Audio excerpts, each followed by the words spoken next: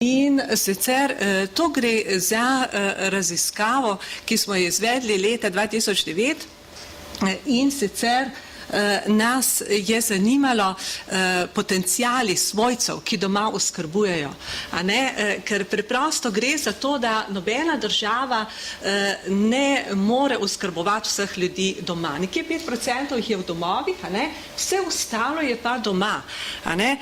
Tako da, no in smo v okviru te raziskave na reprezentativnem vzorcu za metodo strukturiranega vprašalnika. Večina vprašanj je bilo zaprtih, kar je normalno pri tako velikem vzorcu, nekaj tudi odprtih, ki so bili zelo pomembni.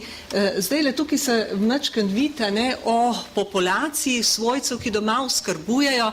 V glavnem, kot vidite, so to ženske.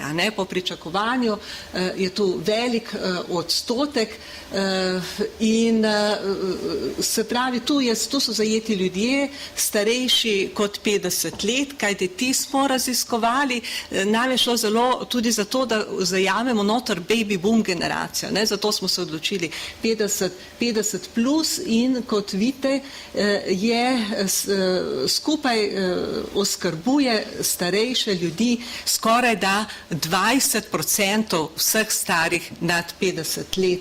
Ta podatek se mi zdi zelo pomemben. Kdo so, da nakratko definiramo,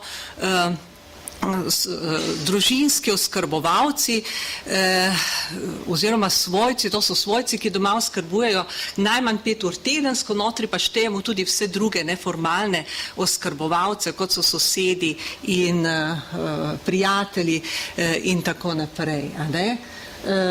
Zdajle,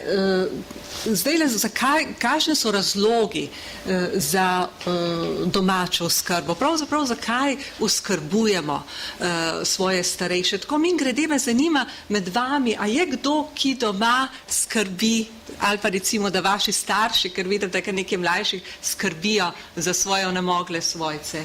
Je kdo takšen tukaj? Ni nikogar, se pravi, so tebe tistih 80%, ki še nihče ne oskrbuje, ampak nekje 1/4 ljudi v Sloveniji od kompletne populacije pa je posredno ali pa neposredno pa notri upletena.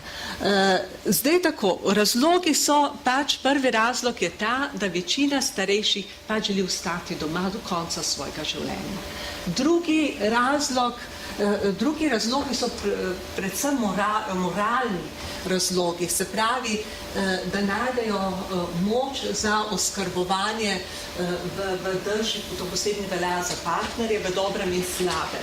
In pa recipročnost pri otrocih, to smo tudi videli dopoldanskem prispevku, da je eden od pomembnih razlogov za medsebojno podporo, je ta, da so pač otroci, ko sem bil majhen, pa ko smo bili otroci, so oni skrbeli za nas, starši, ko ostarijo, pa mi skrbimo zanje, se pravi moralni. To je še del tradicionalnih vrednot, ki vprašanje, kaj se bo z njimi zgodilo čez nekaj desetletij. Se pravi, to je sorazmerno krhka vez, ampak je prenaša zelo močna. Ni zanemarljiv tudi ekonomski razlog. Zdaj tako, težave, vi smo pozorni tudi na težave pri oskrbovanju. Tisto, s čimer to je seveda raziskava vzorca tistega dela prebivalstva, ki oskrbuje, in ena najtežjih nalog pri oskrbovanju je dviganje, se pravi fizičnih, to je povezano z fizičnim naporom, se pravi skrb za osebno higieno, hranjenje, ampak tudi težavnost oskrbovalca, se pravi sitnoba oziroma druge lastnosti, ki se izrazijo v času bolezni, niso zanemarljive. No in zaradi stisk ugotovljeno je, da družinski oskrbovalci doživljajo stiske pri oskrbovanju in da potrebujejo za to oporo. Razvili smo tečaj za družinske oskrbovalce, ki jih je zdaj v Sloveniji že na stotine ljudi so že dali ta tečaj čez, tako da računamo, da drugo leto bo tudi sledila ena izčrpnejša evalvacija tega dela, kajti vsi po koncu tečaja izpolnijo izčrpen vprašalnik, jih pa tudi spremljamo še naprej, kako dejansko jim taka znanja koristijo.